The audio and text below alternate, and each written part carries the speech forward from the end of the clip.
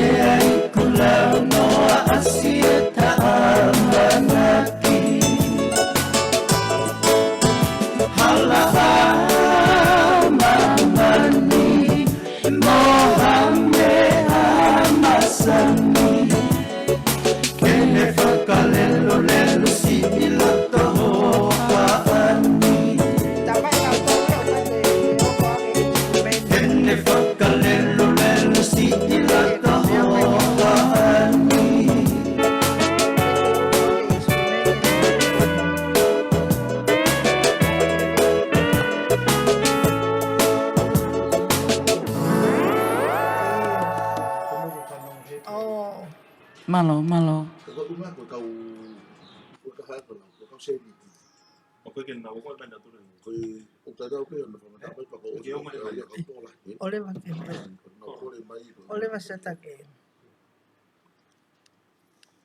Hello?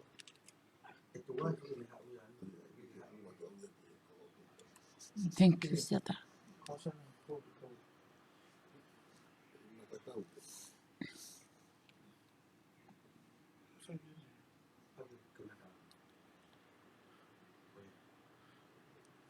Kun kore mai ke te tai be foi fasta tau kau sopu.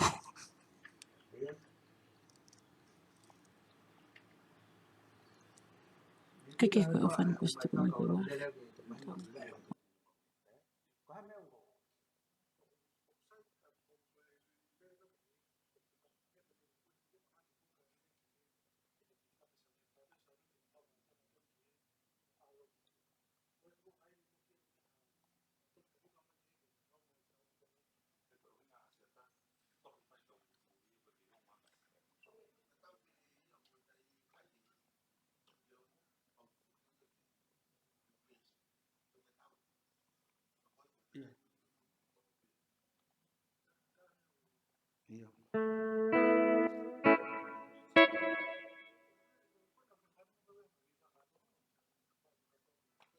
Sugar, tak boleh lebih ya, cak cai lebih ya.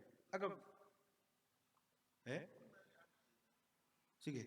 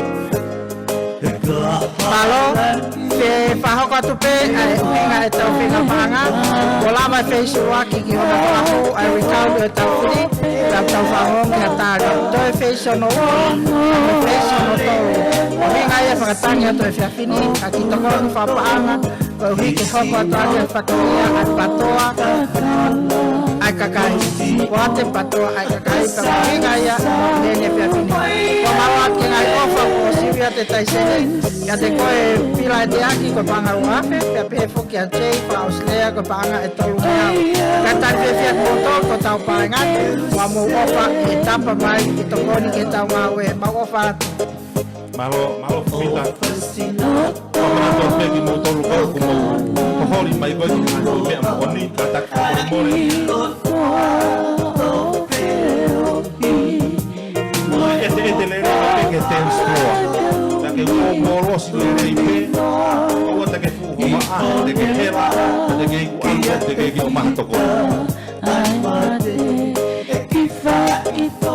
Pamalo ate ka motolo mo me amai o te ope ta tari fe me motolo ma mai ofa e fa ku mai ke tau ngawe malo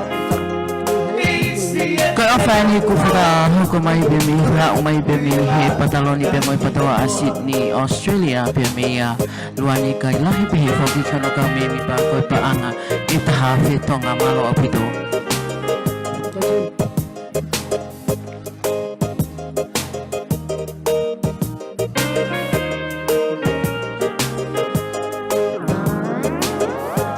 Ate fa malola ka te koe luani kai lahi ka o mai patoa sene pe mo ka me mi pa patoa malo e ofa pe malo e to koni pa ta fe malo pito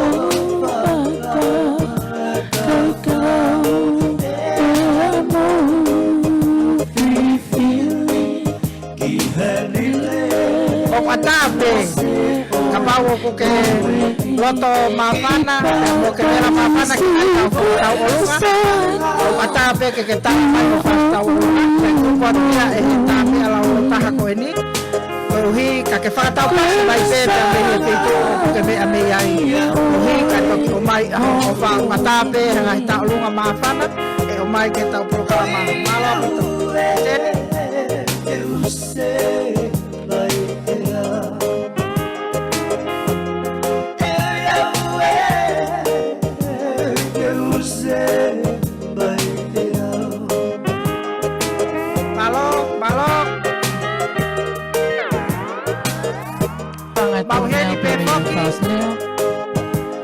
Mo se a poate fatai helo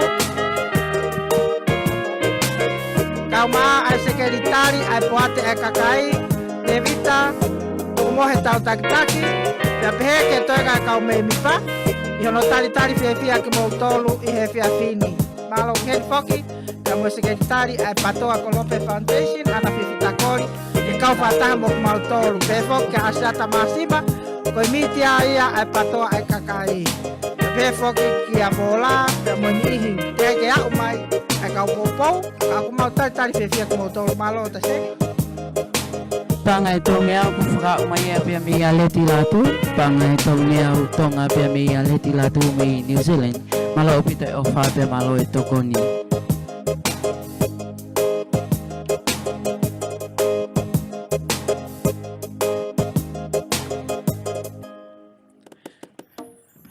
malo a tuk pe mo ke uia te ngahi ofa ko ataki mai ko pila e te aki pe mi Amerika pa anga e wafe Chei fra Australia pe mi New Zealand pa anga tolunge au.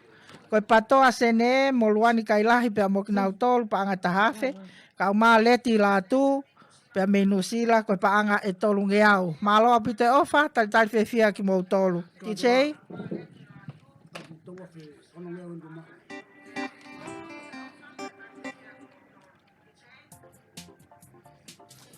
Malo ata be foke fra malo ke mo tolu ko tope ho ek pe mo kai nga pe me to preanga tau kau fata I he ofa fanua pe mo e fi lau fai pe mo tau ki fanua ofa anga o ku I kai ke puri pe unga ai nga hi fi lau pe mo ofa ko tope ko mo fai pe me to preanga ko hi ko mo ofa mai ko tau ki fanuan loto ke ha ke ki ai ngai tonga ko tope ku ai feinga ko tau fakahoko ka uma ai tui fa politikare pe mo vi sonne ko ia o ku tau fai fei lau ki ai ke au sia e hatonga lerei I he kahau ya ko ia o tai pe whakamalo lo tonga ia ke ngai ofa mo ngai to kon ko to ape ko fai mai me to preanga hange ko me ana o atu ko ia fifita ko to ia maha ofa Iyo malo o ate fa malo ki a kataina to atau ke aho pe me nusila ko ofa pa anga e ni mangeau fa malo ate ak botolu Pea ko whaka mare ko di tu ko te ke DJ ke maha tau ki fas. Ke ka mata ake no wiui. E tau mawhana malo.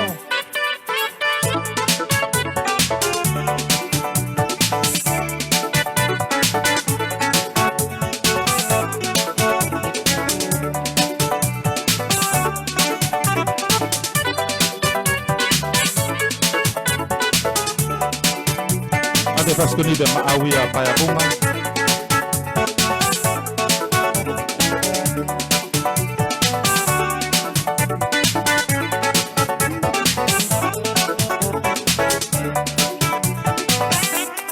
Matang ate, matang ito, ope pakitu ya kuloto. Esiale tapa, esiale mo, tohe lala ang mamao. Leo mo ikaw ang lukeo ko, tabatin ni ko si mamao. Matang ate, matang ito, ope pakitu ya kuloto. Esiale tapa, esiale mo, tohe lala ang mamao. Leo mo ikaw ang lukeo ko, tabatin ni ko si mamao. Tatak pamori-mori kapo de lan mata. Para ko ate ana pita kol, ko ta ofi me hima, ta ofi ake paanga, o kai ta ofi toto.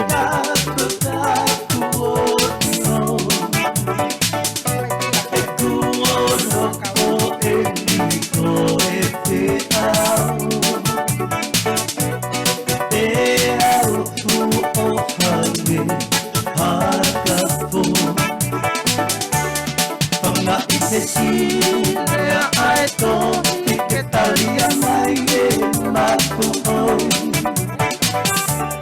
elolo maae palamo kutoi kite topela kuoli koi vete kina ae kakala mano liko hakaria pasitoi ise isae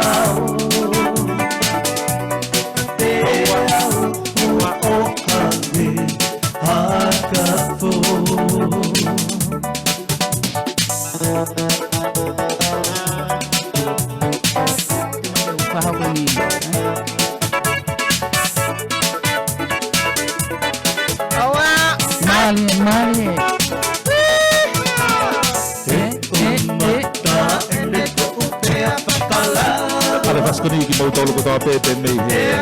Tu to ke lau mama ko to ape pe me tu pure ana. O wa tau mai ya pe ma wa fia fia. te whakataha te moe whakapare. Whamanatua tu pengi o tolu ko mo whenga koe ke mo taofi koa ana ki ta kori.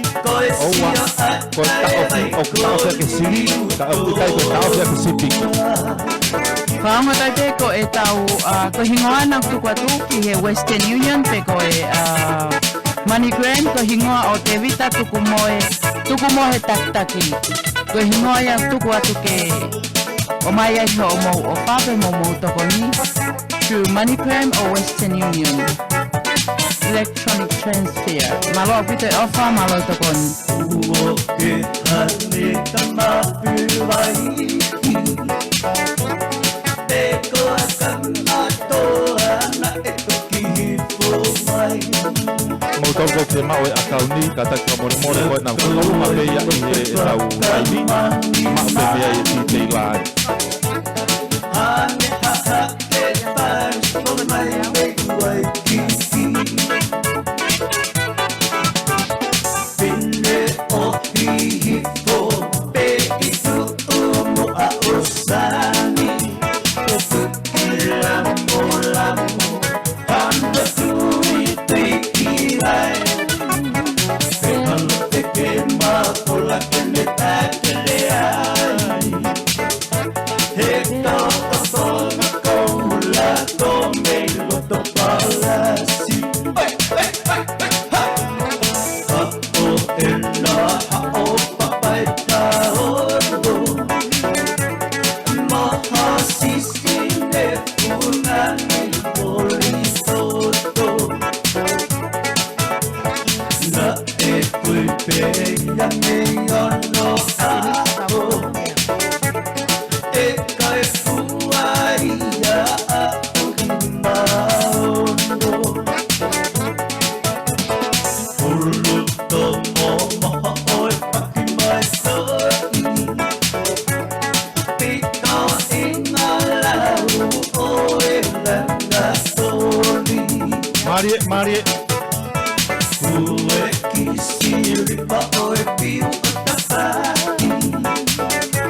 E kalai te noia oi o puto ate me whamaro, e rea ki Kawasaki, Ine o hifo tori a kau pusi.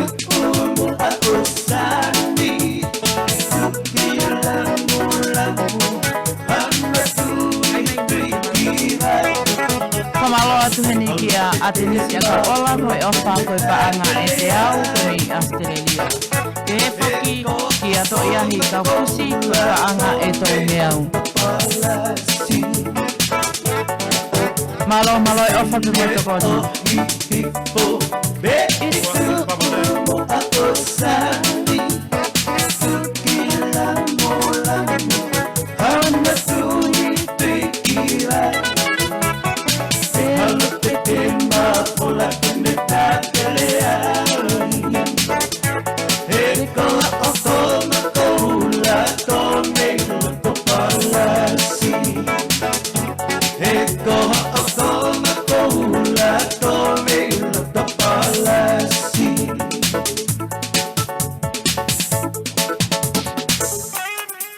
Io, kita, tu ya ha, kalau menhena, Malo.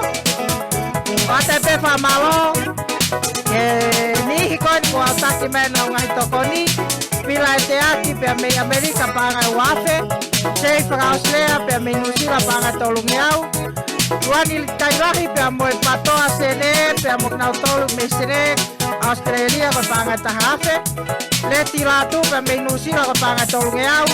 Katai na toa tau ke aho me New Zealand panga ni mangeau.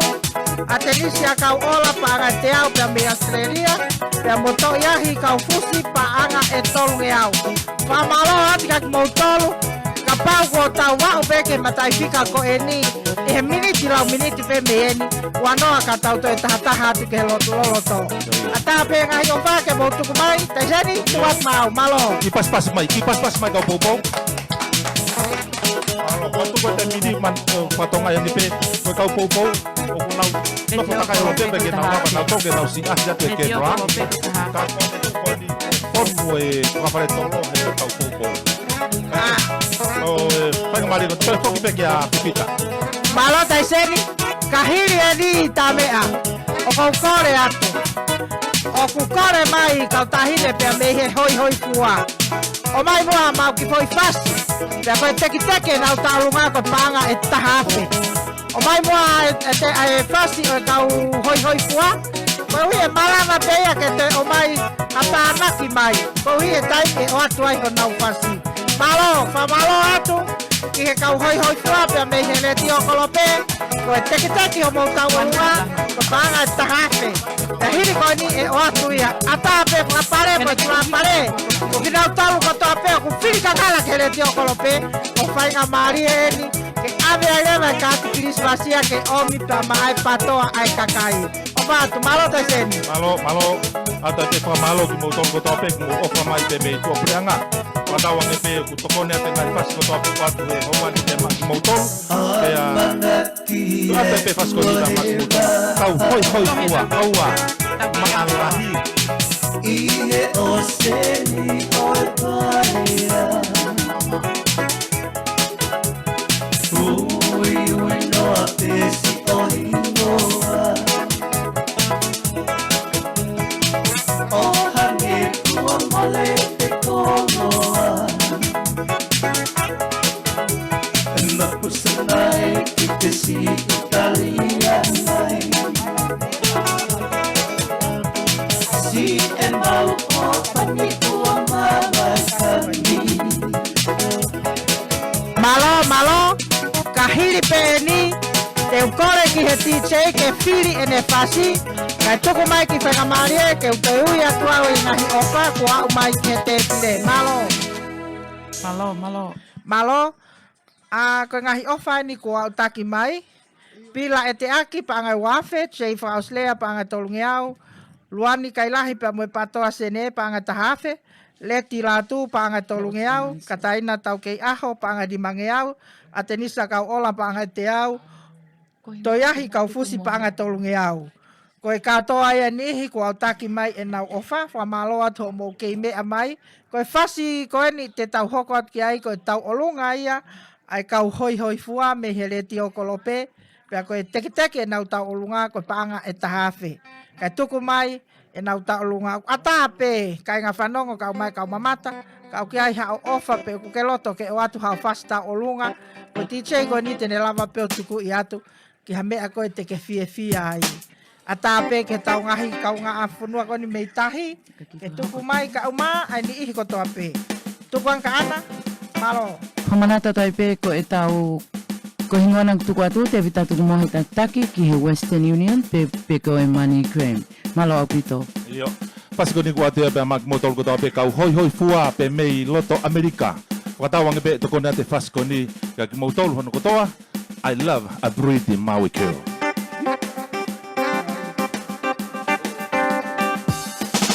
Come on everybody! Let's go.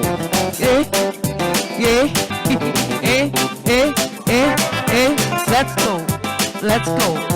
Oh,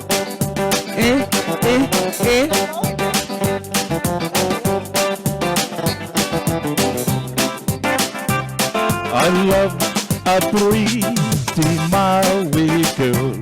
She lives at Waikato with rosy cheeks and pearly teeth and lovely night brown hair. Her waist is oh so slender. Her opu too much nui. Of all the wahine I ever did aloha, submarine. Aloha. My love for you. Oh, I can't know. Your love for me. Oh, hell no. Don't tell mama, luli. She'll tell papa, luli. No, piriki with me now. Oh, give me my oil. Give me my leave. I'm my oil. I'm Mali. Don't tell mama, she'll tell papa, luli, no, piriki with me now.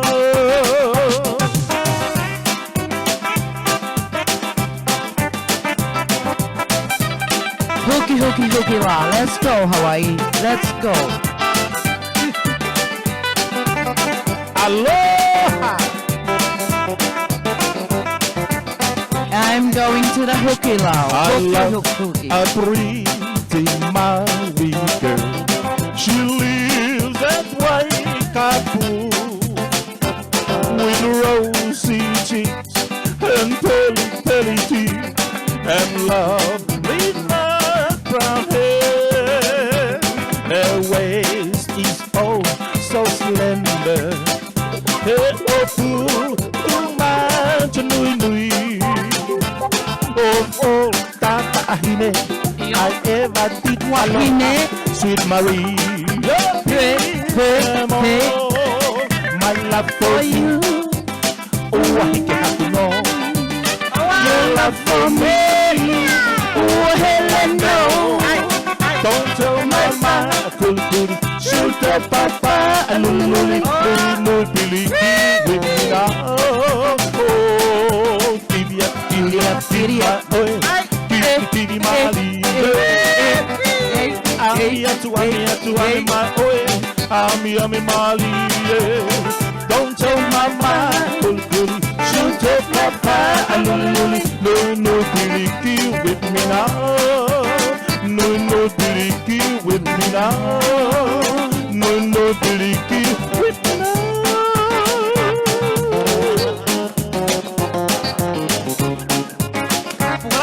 Bravo. Owa. Come on.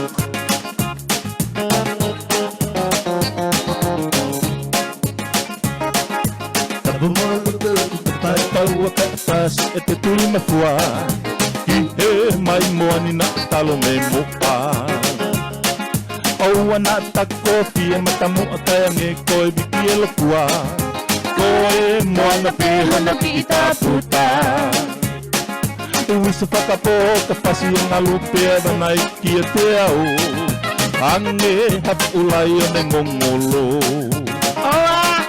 Hala whakawhesi o te whakamaula ta angai ai tau tupu Iyo o katangitangi Takalu Maamare hiva e poko Whakapo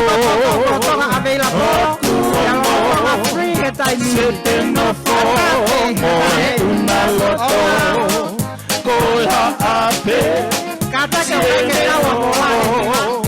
Pea o kuru Whakavale loto Lulululu Amokau Ta'ahine Te ufolau Kuolanga Sia kumanatu Hala whakawhehi Ko si ono kahau Piwa te honda politika Si hea ka te te tangi Na ato e te kea si o te pongani Musika e ni e koe tutai muha a whai wale ai tongani Pa koe whakapulu kape ini na alaki Amusi e te pu olive o sinopi a mape Ai ki te pongasi e pu fo i pere No po a koe si o kere kai tuku au keu au he Eku o whamare aku i atu koe Whakapo Sokuongo Sete no fo Moe ki I poko Koe haape Sene ongo Pea oku Whakamale loto Lulululu Amo au Ta'ahine E te ufolau Kuolanga Sia kumanatu Halama me kosi otoka aku Halama me kosi otoka aku Halama me kosi otoka aku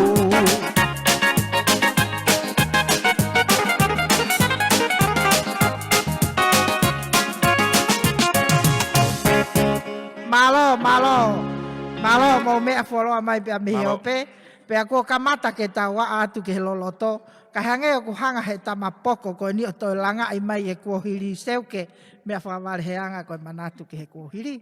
O patu ka ki mautolu malo mo mea mai. Whamalo ati ke he kau hoi hoi fua pea mo e taolunga nei nau whai ko pa anga tahafe. O mai pea mo e ofa pea me ia Teresa Nasilai ko pa anga e tolunge au. Pea koe rewa mo e ki teki teki o mai he kau hoi hoi fua ke whakateki teki aki e tamasi i hiwa a Taiseni. Ko ia Taiseni to e whiri mai peha tau fo i... Malo ofa pe malo e tokoni. Pea whamalo ati kak mautolu ko e tuku pe ke te ui atu e tau ngahi ofa ka whiri mai he tau TJ ha tau ki fo i mea taha. Pea ata pe foki ke mo requesti mai ke kau mamata ko en heni o ku mea foki heni e sea e poate whatai helu. Pe foki to konsea se re fihaki kau maa sekeritari. Te vita tau taktaki kau maa me mipa me tonga tapu fitu ko vola, me mipa me tonga tapu ngofulu ko toko mea o fahulu, me mipa me tonga tapu ua ko Simone Cliffy. Pe atabe ke kore mai pe requesti mai hataha kai o atu ha whakame ite. Ko uhi ko ngahi ofa ko au taki mai pila e te aki pa ngai wafe, chei whaka Australia pa ngai tolungi au, luani kai lahi mai patoa sene pa ngai tahafe, leti latu pa ngai tolungi au, kataina toa tau kei aho pa ngai nimangi au, atenisa kau ola pa ngai te au, to iahi kau fusi pa ngai tolungi au, kau hoi hoi fua pa ngai tahafe, pea mo Teresa Nasilai pa ngai e tolungi au. Whamaloa te ngai ofa o ku mou fuaki mai, ofa at kia te nau tolko toa pe o ku mea mai, ke ata pe e tau te pile, ke ngai ofa mai TJ, tuku i mai. Ko e tau TJ foki, awei la polo e tau tama TJ, ko TJ te vita mahe, ka o maa Taiseni. O ku ata pe, ke o mai hangahi ofa TJ, tuku maha tau ki fasi.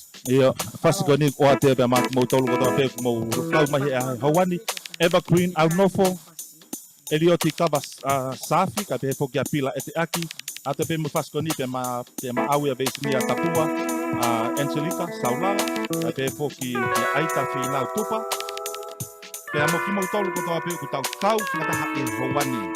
Aita malo e pou mai, tau kei aho kataina toa, ai pe foki kia si mo te manu pepa pe mo toinga ko ia o kau pou, tau kau kataha han sela alobili. Malo e pou. Pe foki kia mea o tamei lau, watawange pe toko nea te faskoni ka te mo tolu ko toa pe mo whanau mai, pe mehe o pe. Pe malo e tokon, malo e whakapare. Ate faskoni, pe mak mo tolu.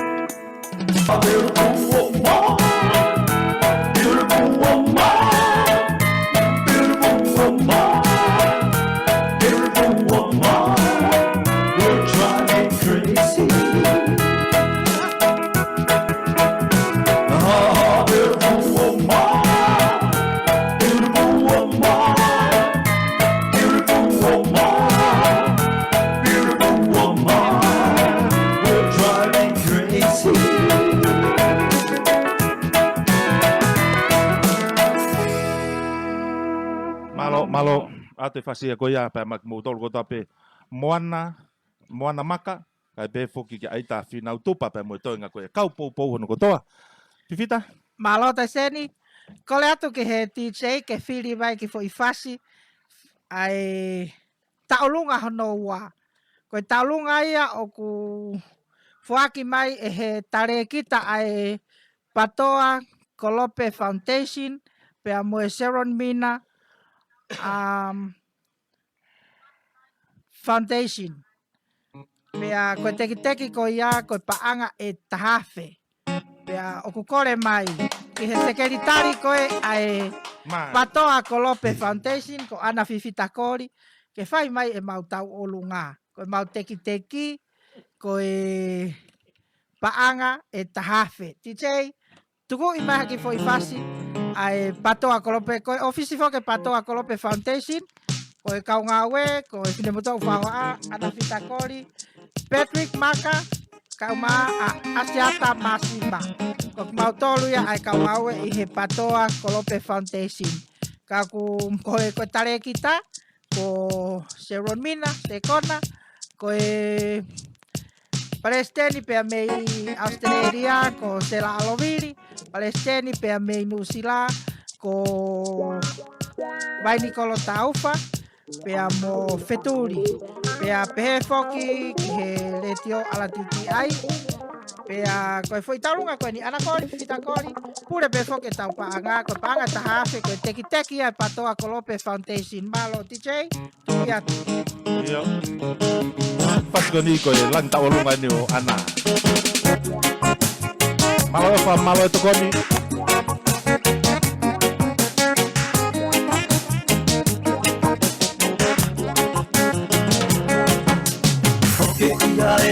Malo, malo. He mausa kakala Ae si ale puhia Mo ene manongi alaha Humatani O kamafoa ayata Tauliki e pangatu O kubeteki ngataa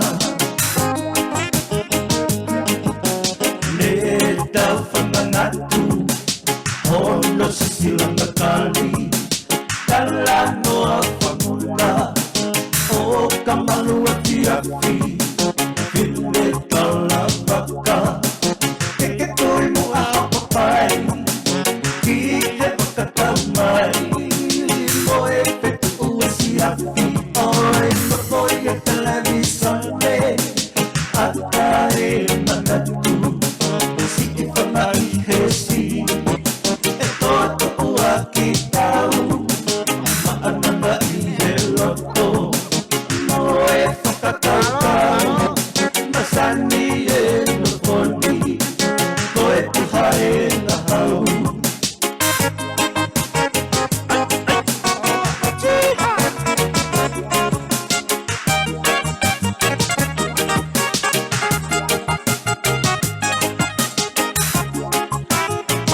Malo lo salin de diri na moto e rapare que ana.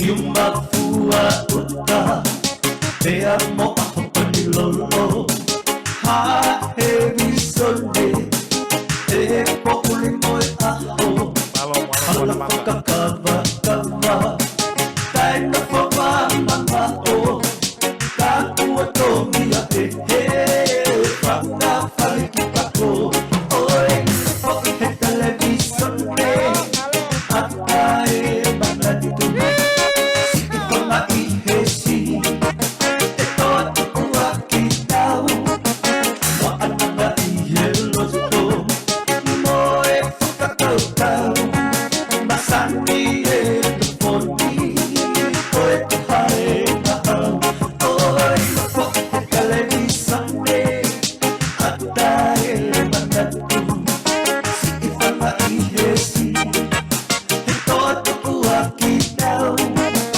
Wa ananga i he loto Moe whakakaukau Masani e tuponi Koe tuhae na hau Malo bito ti mahe.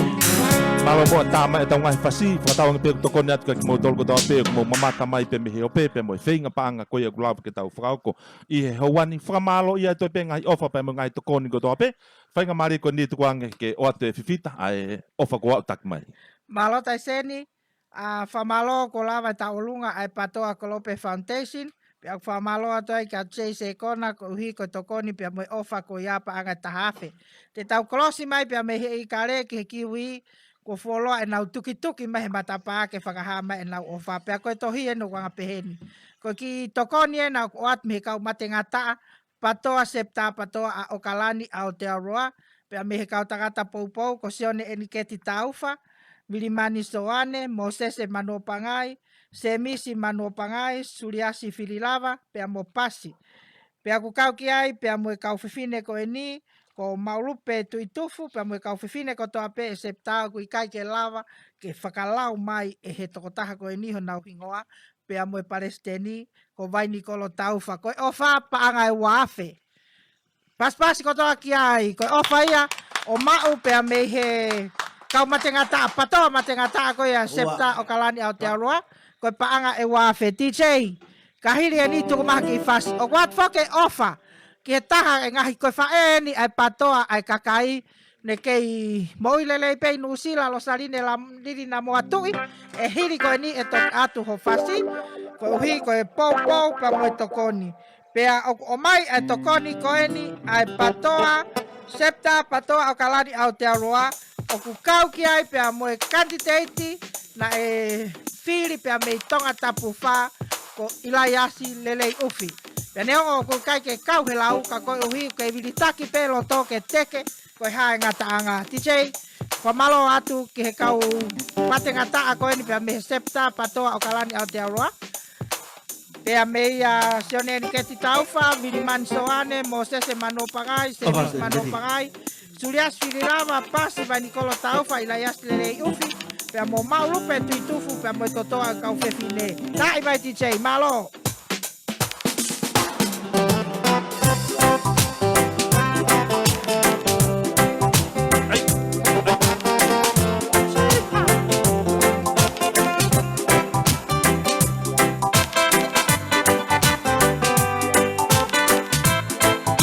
Ada pe fas kini be ma awi ali ami junior. Tau ke aho ta ina to. Lo sa ni na mo. Lepasiti katau hake eva Kihemba maungonde talanoa Upe kalong alupea Mo fangale o lava Toli mo pili ai hako mamana O kama ilipaka hake Falala umatani mali One ue iheva E malua papine Mausai kakala kakataule Eko hai elabadiki Ai taulanga Kuatale kusi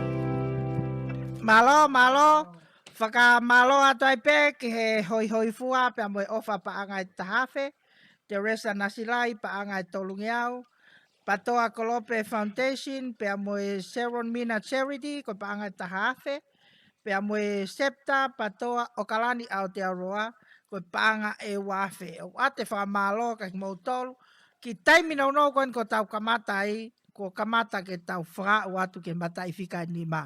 Kai kehe, tukatu DJ, mo neongo pe ai tuunga o ki ai e tau whenga i he aho ni, ka o kui kai ke whai ha holomu i ai. O ku whai ai teke malohi, ko hai ngata angahe ko ngā weo kokhoko at pe, pia ko hinga ia ai whakatangi atu i he whiawhini. O ke ai mo ofa, whamalo atu kia Evergreen, au nofo pia mo e septa siato, ko paanga e whangeau. Malo. DJ, tukui mai ha ki fo i whasi, ai Whamanat- septa me siato. Manata to ai pe ko tau ko hingoa ko na te vita tu mo taki ko hingoa ia e malawa ke tā mai ai hoke o mai ai ho Moseniti he Western Union pe ko Money Gram. Malo pito. Malo pito. A te whaskoni pia chapter ko ia a Seattle, kia te ko ia Evergreen au nofo pia mo e kau me mi pahana ko toa, whatawange pe toko nea te whaskoni ka mautolo. Pea, oua whoki na ngalo ia te mautolo, ai tau mua ngau e ko ia e tau whenga whai, mo e talamonu ai pe, i he kahau, tau wako sia, ai tau mua pe mo e tenga pis mua ko ia tau whakau ko. Tau hieni whoki e hawani pea mo, siare whihaki kai pe whoki ki he sea whatai helu, Bola, kai ma whoki toinga ko ia kau me mi pa, e nau pie pou pou kai pe whoki asiata pe mo e ne laivi, pea kai ki ngā tai kuai pe mo i pe whamalo heni ki David Amahe pe mo Unique Talent Studio i e nau loto ke nau vahe mahu nau tai mi ke tau kau whakataha i he houani i au whatawange pe o ke tokona te whaskatoa pe mo tau whaskoni o te te maau Evergreen au nofo te mo chapter Seattle.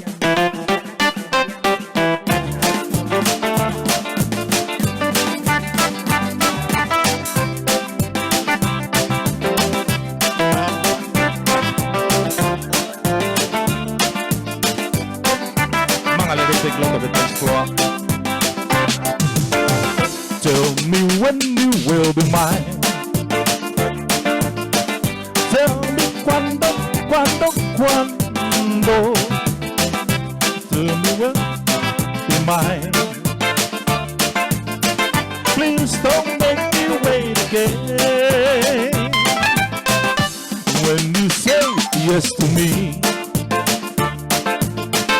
Tell me cuando. You mean happiness to me. Oh my love, please tell me when. Every moment of the day, every day seems a lifetime. Let me show you the way to joy beyond compare.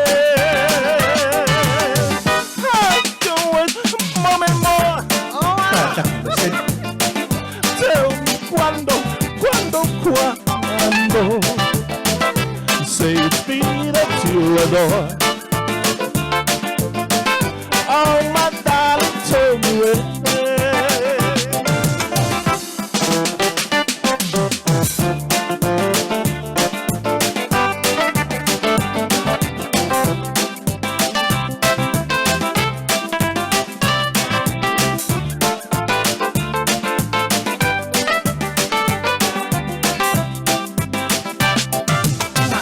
Tell me when you will be mine. Tell me cuando. We can share life divine. Please don't make me wait again. When you say yes to me. Tell me cuando. You mean happiness to me.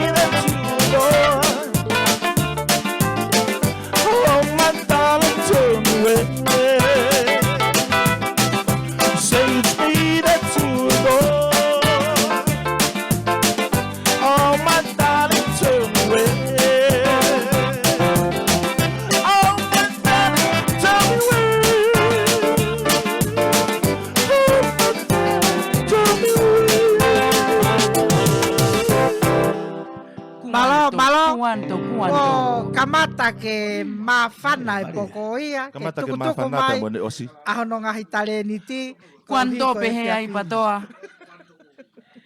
malo te tau hoko atu lewa ki he tau olunga ai fo i toko tolu free maskatia matengataa pea mei Queensland Australia TJ o kulikwasi mai pehe kau tahine ke toi whaianga haki fo i fasi tau olunga maki nau tolu pea mei Australia koe toko tolu koe ni malo e nau whaifatongia ko liami mafua ayata lisia fusi safi pea moe Finemui ko Stella Alovili ko nau mea ofa ko paanga e tahafe. Aria, malo sela. Tuku i mai pakahiri ko ia.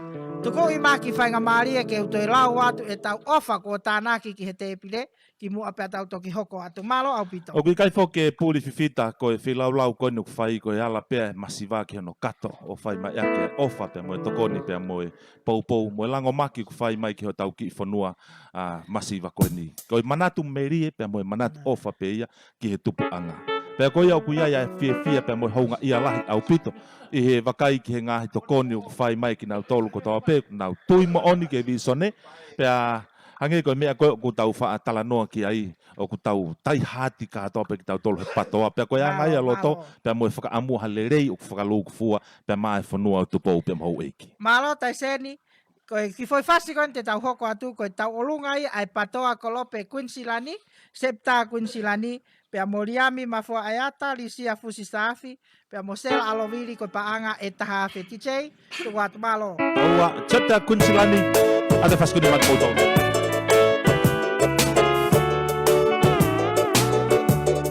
Ope ke ta ofita e mafana sial, me fokisia.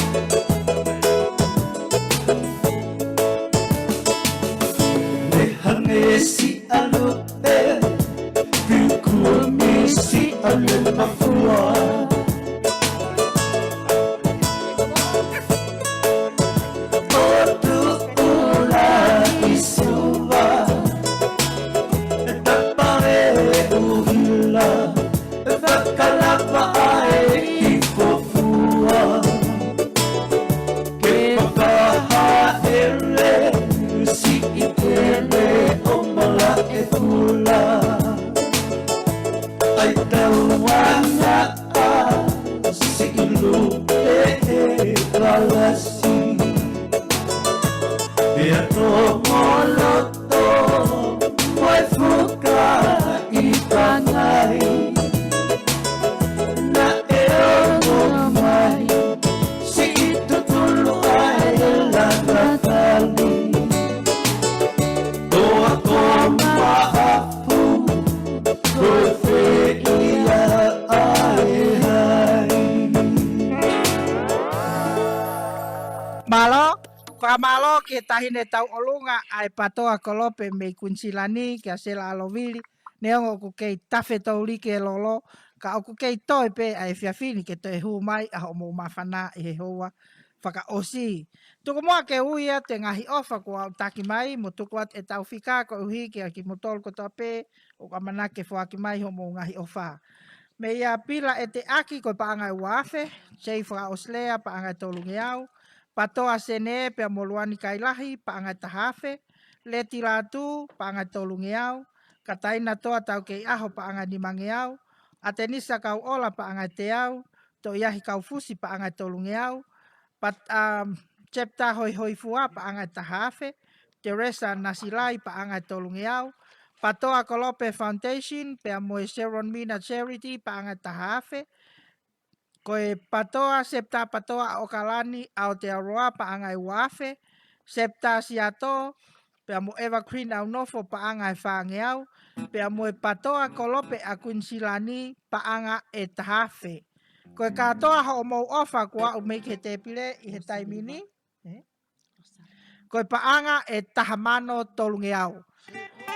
Ko tawa o kia ke fika ni ma ko hi o ku mafana pe ai kau waki pe akahiri ko ia te tau hoko atulewa ke fae ai patoa poate ai kakai ya losaline lili na mo atui pe moe septa losaliva me nusila TJ te teu I mai hapo ifasi o mama mia pe me nusila te teu ke whakame ite pe aku whare mai peho no fasi tau olunga Io pipita kai kahau ka tupe te rotonga koe te koe a losarine ke le tau olunga fasi koni ko atu e pe ma ai kau patoa ko tope feitu ko tope mo yai ko tu ai ate fasi koni pe ma mo tolu pakatau me pe to koni atu malo te mai taulunga ai losaliva septa me sila pe mo losarine liki na mo atu malo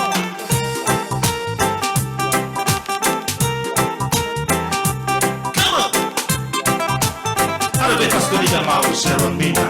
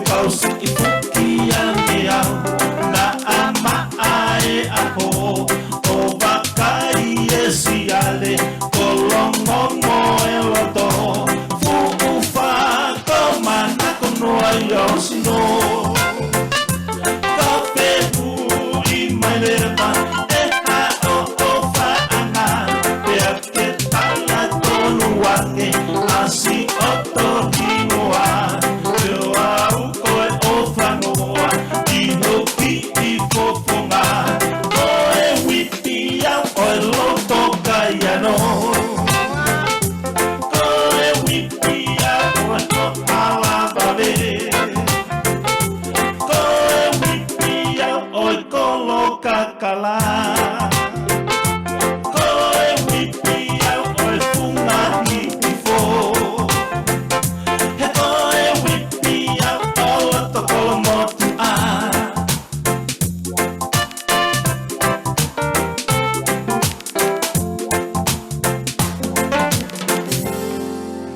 Malo, whamalo ki a taiseni, pia moe tim poko i he whakamama whana ko whai.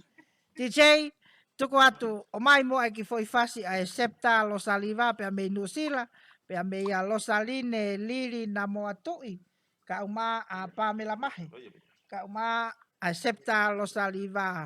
Lo saline, ko ho fasi eni te mau tuku i atu, pia kahiri ko iau a tape rikuesi, pea a tāpe mo e ofa mai, ko uhi o ku keito e lahi e tau taimi, ke tau whiao ai i he whiawhini. Malo, au pito, homo mea mai, pea malo e ofa. Whai whatongia koe ni o ku mau whahoko atu, koe whai atuia, pea mei he retio kolope, koe tau studio for oia, pea mo e tau kautaha retio for oia, o amanaki ke hoko atu, pea koe kamata ene testese a kau ngā we i he whiawhini. Pea koe tau olonga ai septa lo saliva o ku kore mai lo saline riri na moatu i ke ana fifita kori pa mole ke mea ki olunga o whahoko at e nau tau olunga DJ pa mole tuku i mai e fasi o e tahine tau olunga o whaatu malo.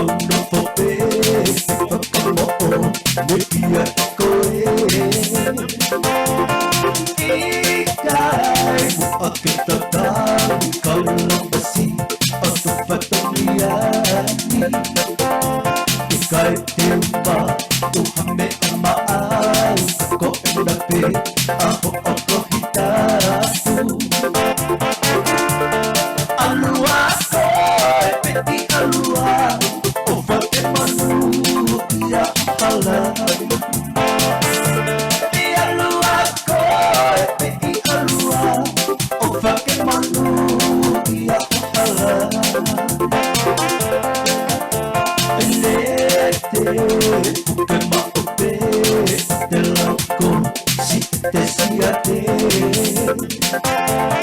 Lau ko e kukolo atako ako si ato whaitoka. Pele unga he laula kolo pati ko te po ko mai kau aki. Si ako tolo ke te uwhepe ko e tau e kua whakate.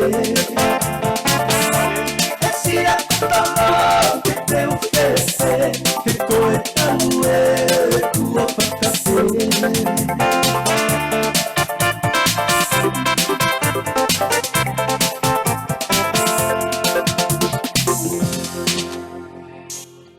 Malo, whakamalo ki he tahin taulunga ki ana fifita kori e whahoko mai ai tau olunga ai losa rine lili na moa tui.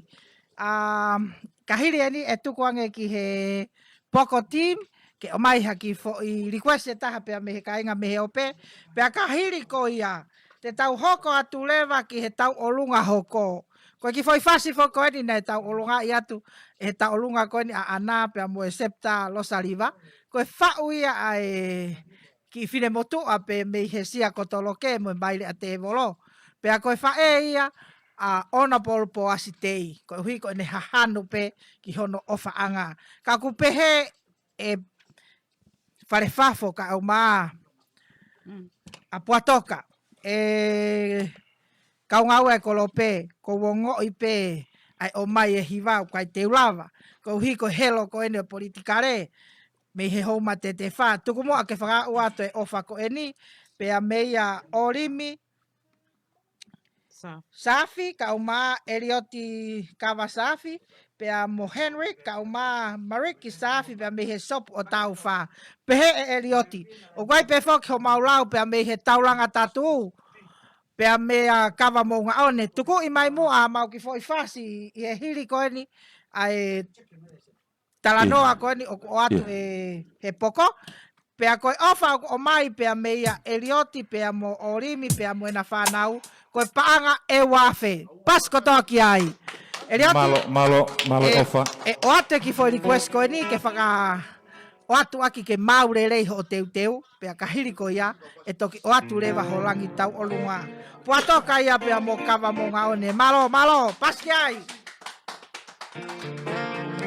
I fui fasko ni, kore atu pe te tau ki manga ki he wolosi. O ki lue ai. Ko ulo pe koe fasko ni, ko tau kono whatai helu mo mea kuna wosi. Fasi ni. Kosiale. Sea mo to kon sea. Soane pai laki ko fania. Kai ke ko atu e pa mak mo tolu ko toa pe, lo kupo.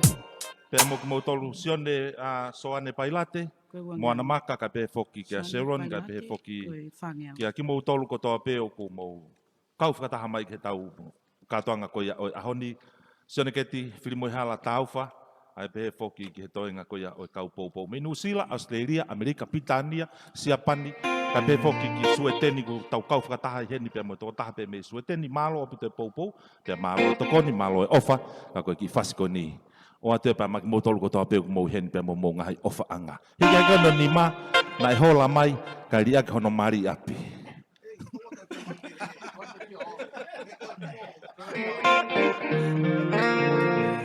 Te tau whanongo lewa ki he team poko ke o atu haki fo i whakanana a pa mai kau tae manonga ko uhi ka tau toki hoko at ki he tau olunga ko ia pea mei he taulanga tatu pea mo i hauma te te wha. Malo.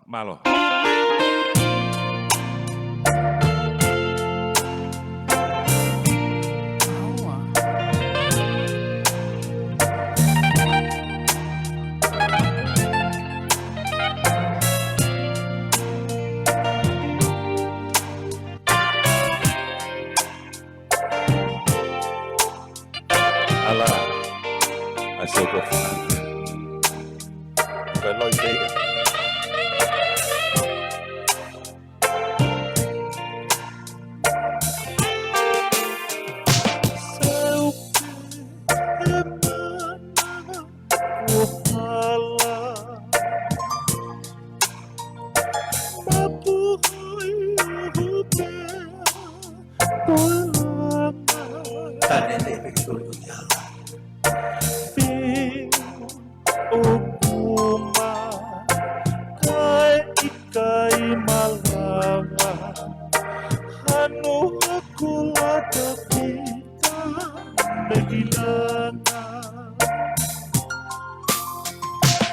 Apongia hakulata he mamahi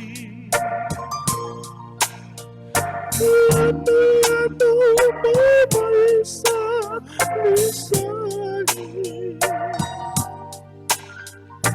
Na tutukilani Ketaria mai Tua imata elanga etai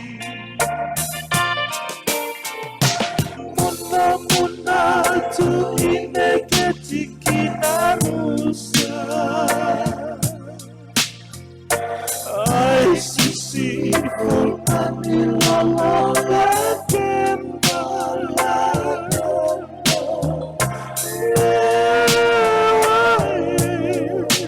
Kecurannya ona mana Allah haribau kuoko ita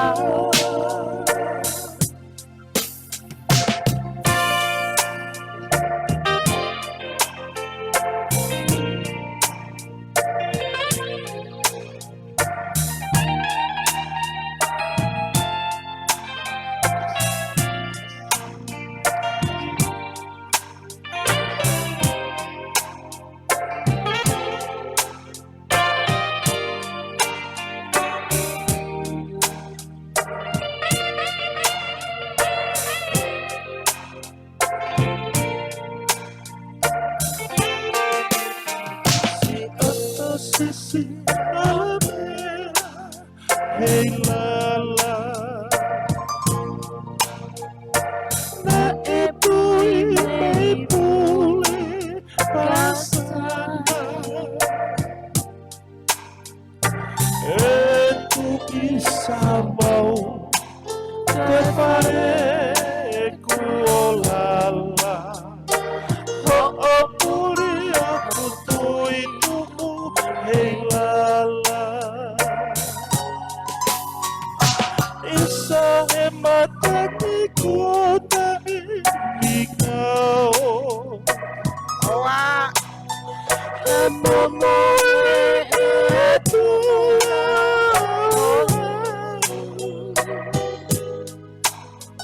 Etato etau Enaku kapo Otulau eko eniku Okapo Mona mona tuine ketikina rusa Ai sisi punani lolo nakepala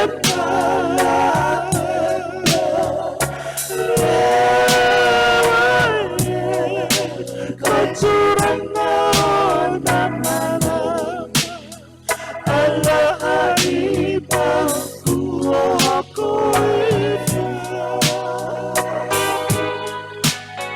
Allah haribau ini ketikina rusa Ai sisi punani lolo nakepala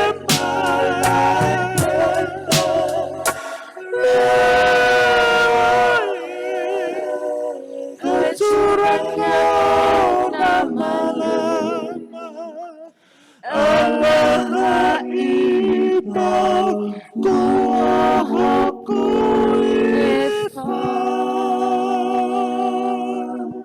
Malo.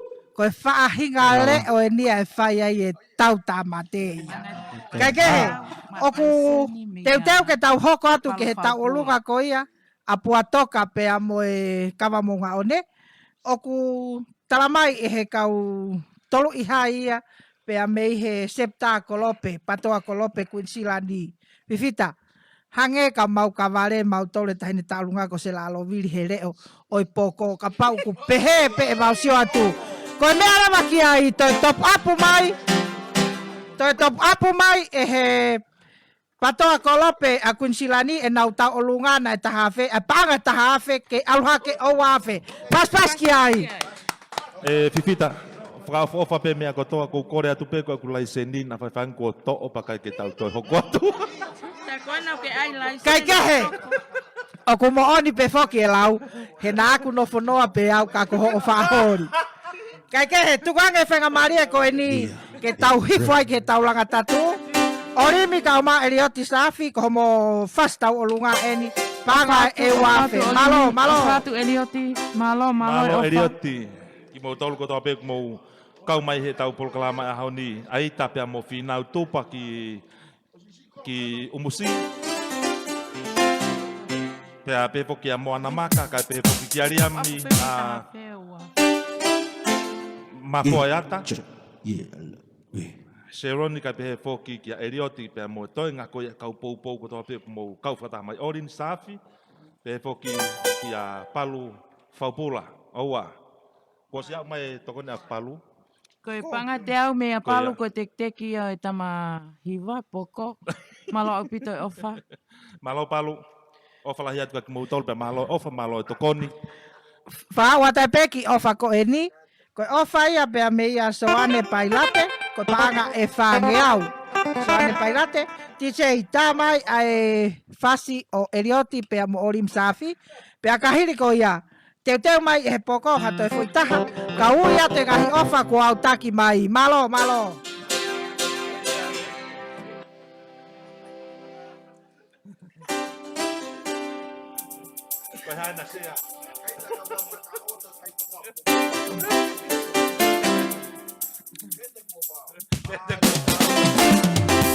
Elioti, te amo Orim como paciente. Yo.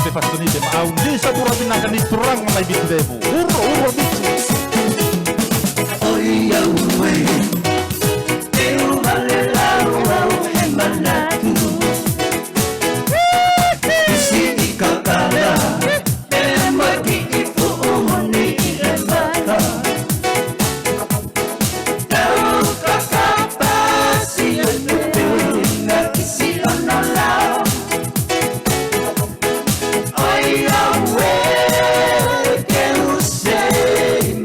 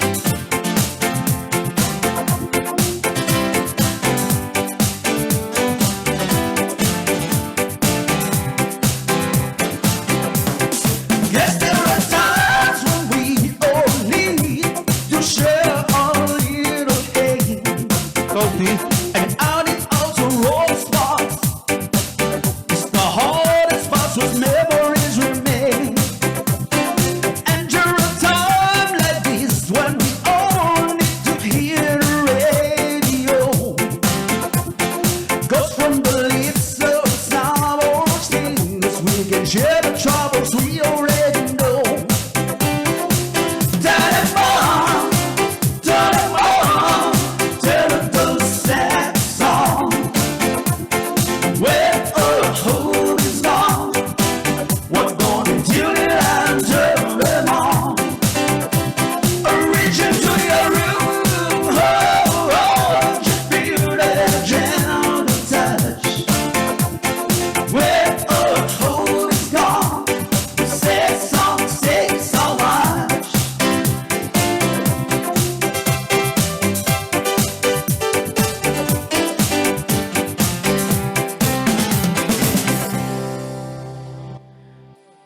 Malo, whamalo atu kia Elioti ka aumaa a orimi i he ofa ko mo fuaki mai. Tuk moa ke utoi o atu ai kong hanoua ngahi ofa ko eni.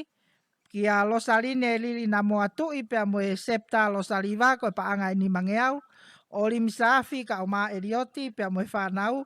Henry ki ka aumaa Marie ki pia me i he sop o tau wha, tauranga tatu ka aumaa ai homa te te wha ko e paanga e wafe. Mea soane pailate ko paanga e whangeau. Pea moe top upu mai ai Quinsilani patoa kolope. Pea mea sela alovili liami mafua eata ka uma risia safi. Ko paanga e tahafe o alohake e nau tau olunga o paanga e wafe. Wate whamalo kia moala sailine lave mai ko paanga e te au. Ko e ngahi ofai ko au taki mai ki he te pire. Pea o atu ai whakamalo lahi kia ki mautolu e tau kore ki he tāmea ke o mai hanga ahi whasi ka e toki o atu ai ola e tau whinga i he momeniti ko ni ko uhi he kuhoko peke whakamawhana ki he tau whakawhiawhia o kwhai he whiawhini. Whia whamanatu atu pe ai tau mua o e tau whinga i he whiawhini ko e tānake haki sinseniti ki he repa ai patoa poate ai kakai. Ko uhi, ko ngā hingafa whatongia whakapaanga o kuhanga mai i he kahau. O kui kaifo ke toe malolo ai ngā we o kupau ke hoko atu pe i kai haholo mui. Pea ko atu ai whamalo ka ki mautolu kotoa pe ko o mai ho mō ngahi ofa i he kamataanga o e tau polokalama. Kei mea pe heni e sea ka o mai tokoni pe he fo ke sekretari mo e ka o me mipa ai patoa ai kakai.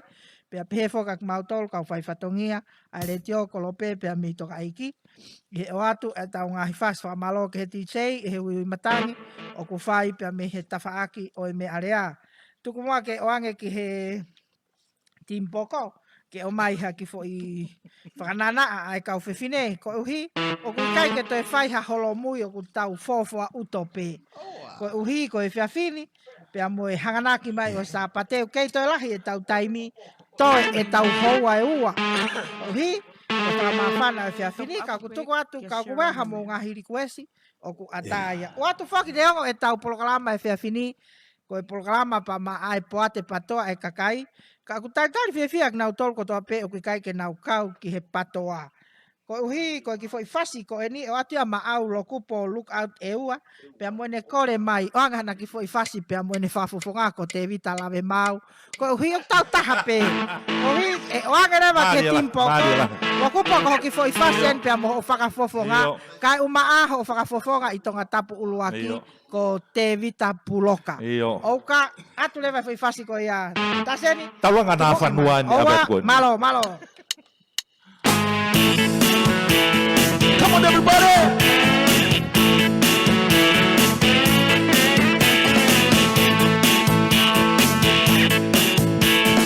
You can tell the world you never was my girl.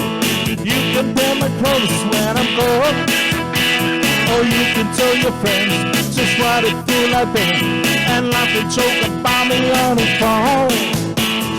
You can tell my arms go begging to the farm. You can tell my feet to hit the floor. Or you can tell my lips to tell my fingertips they won't be reaching out for you no more. But don't tell my heart, my achy breaky heart, just don't think you'd understand. And if you tell my heart, my achy breaky heart, he might blow out the guiltless man.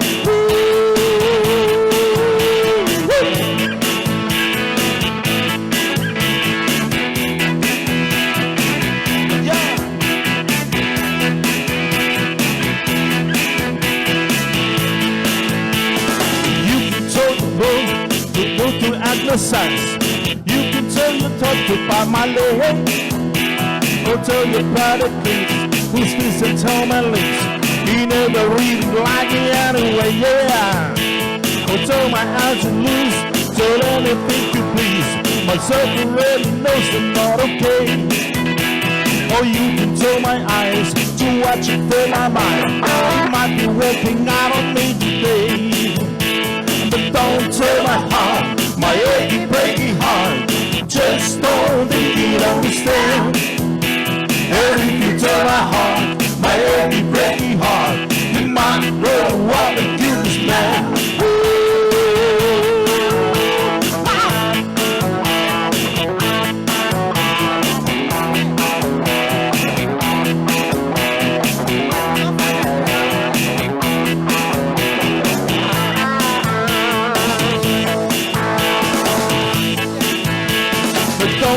My heart, my achy breaky heart, just don't think you'd understand.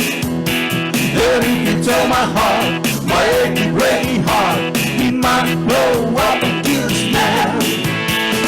Don't tell my heart, my achy breaky heart, just don't think you'd understand. Then if you tell my heart, my achy breaky heart, he might blow up and kill this man. Don't tell my heart, my achy breaky heart, just don't think you'd understand. And if you tell my heart, my achy breaky heart, we might blow up and kill this man.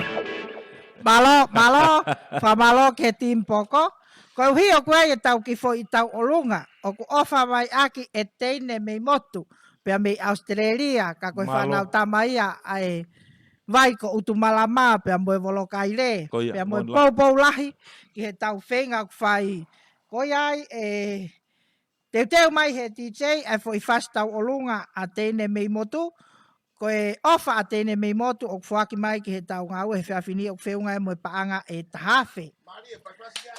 Pas malo ofa, malo tukoni. Ofa o mai pea meia matanga takulua ko paanga e te au. Malo matanga. Kaikehe, lo tonga tari ki he whastau o lunga o ku tuku ia te ki fo i whasi ko e ni. Ko toa beak mou tolo e kau me mipa o e tū.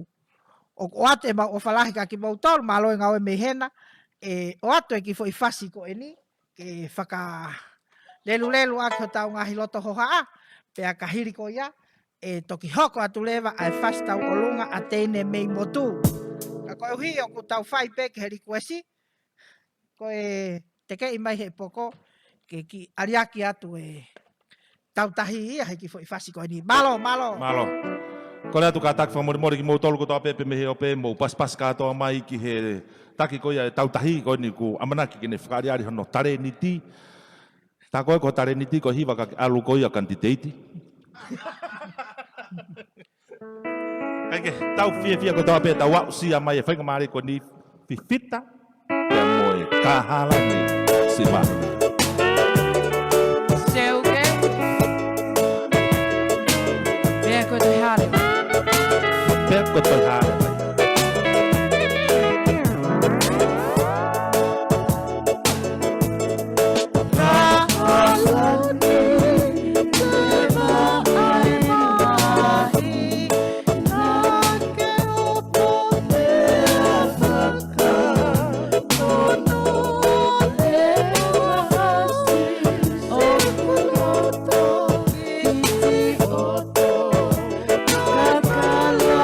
Oh,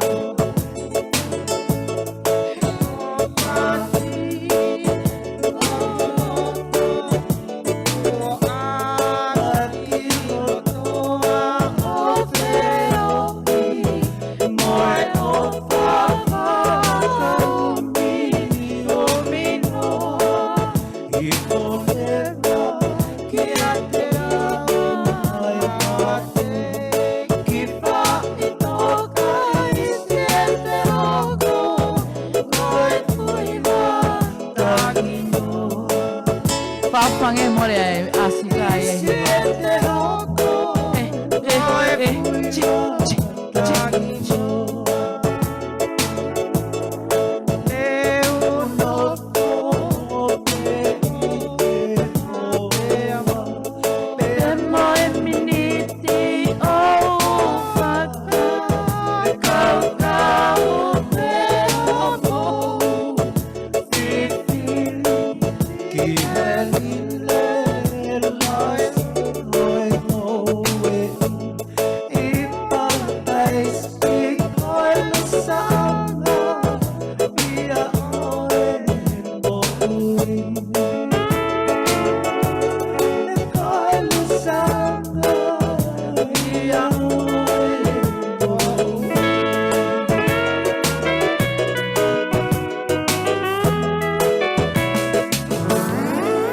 Malo apito Malo. mari o fifta. Ko re ange whainga mari ko ni o ku mau mai ha tau ngai Tala toko. mai lea mo oni ke te refund yang ini ofa ne fo hiva ko ni nai tok osi. Kata kita ai hama pare pe te pas-pasi mai ki mau. Lea mo oni. Mo ne lau ofa te sinoni ke sinona. Te tau hoko atu lewa ke fast tau olonga e tahine pea mei he volo kaile. Mau mari e Pea fifta. mo e vai ko utu malama. Ka. Ai teine mei motu ko ne tek-teki ko paanga e tafe. Whamaloat kia matanga takulua, pea mo e tek-teki. Mo e Despacito, ofa Charlie. paanga te au. Malo, Let's go. malo.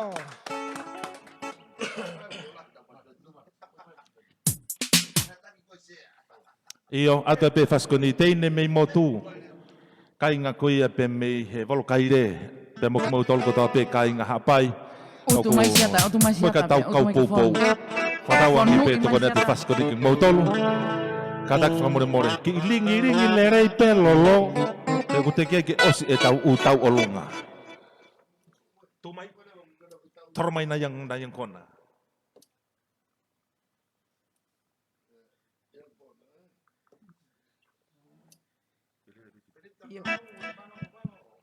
Malo.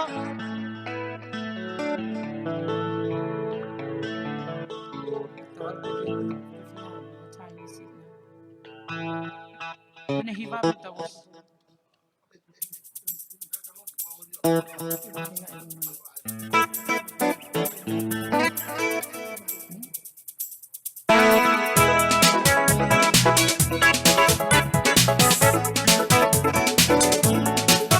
Kasiedi o koe teine mei motu. Malo, malo.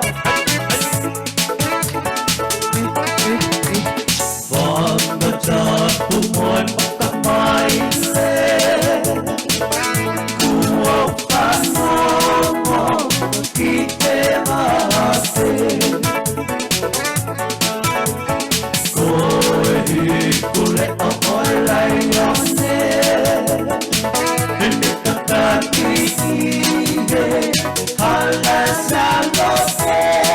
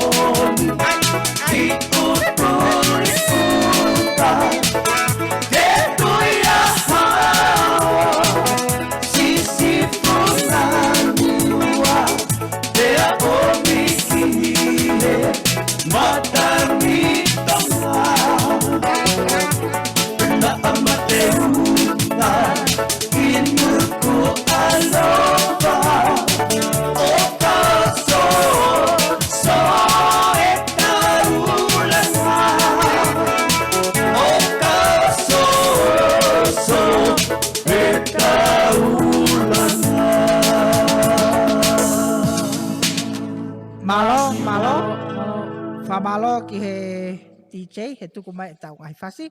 Wa malo atu mo ke mea lolo mai pe me he ope. O mamata mai ke tau ngawe.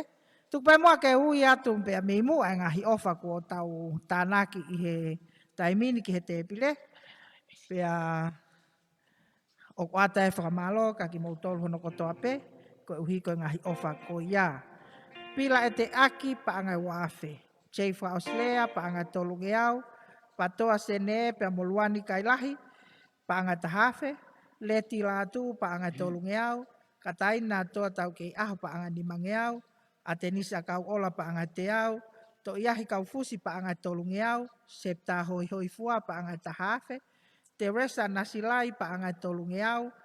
Koe Patoa Kolope Foundation pe mo Sharon Mina Charity pa angai tahafe. Koe Patoa Septa Okalani Aotearoa pa angai wafe.